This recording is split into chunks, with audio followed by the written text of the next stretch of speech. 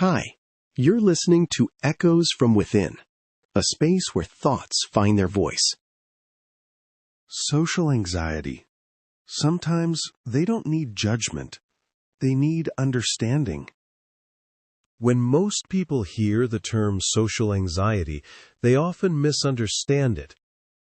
Some assume the person is shy. Others assume they're lazy, unmotivated, antisocial, or simply being difficult. But social anxiety is often much more complicated than that. And because many people don't understand what someone is going through, they don't know how to support them either. The easiest thing to do is judge. The harder thing to do is understand. And sometimes choosing understanding can make a bigger difference than you realize. When you no longer recognize yourself. One of the most painful parts of social anxiety is that many people remember a different version of themselves. Maybe they used to be outgoing. Maybe they enjoyed conversations. Maybe they were the person who could walk into a room full of strangers without thinking twice. Then something happened. For some people, it may have been the loss of a loved one.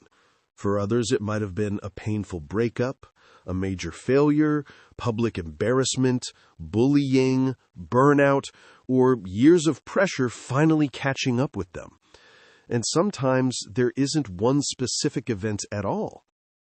Whatever the reason, something changed. Suddenly, situations that once felt normal now feel exhausting. Conversations require effort. Being around people feels overwhelming. Simple social interactions become mental battles. Just be yourself isn't always easy. People often give advice such as, just be confident, don't overthink, just talk to people.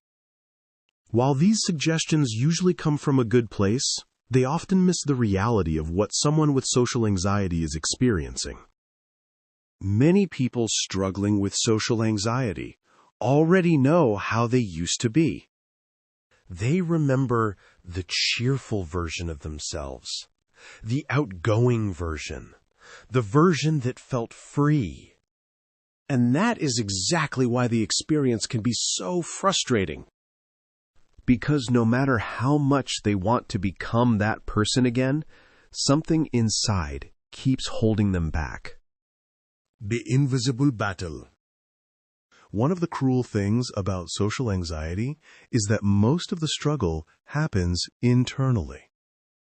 People may appear quiet on the outside, but inside they may be worrying about how others perceive them, whether they said the wrong thing, whether they are being judged, whether they belong, whether people secretly dislike them. Eventually, explaining all of this becomes exhausting. Sometimes they stop trying to explain because they feel nobody will understand. Sometimes they don't ask for help because they don't know how to put their feelings into words. Not because they don't want support, not because they are proud, simply because they don't know where to begin. If someone you care about is struggling, if you have a friend, family member, or loved one who is going through social anxiety, please remember this. Your presence matters more than you think. You do not need perfect advice. You do not need all the answers. You do not need to fix them. Sometimes the most valuable thing you can do is simply let them know, I'm here.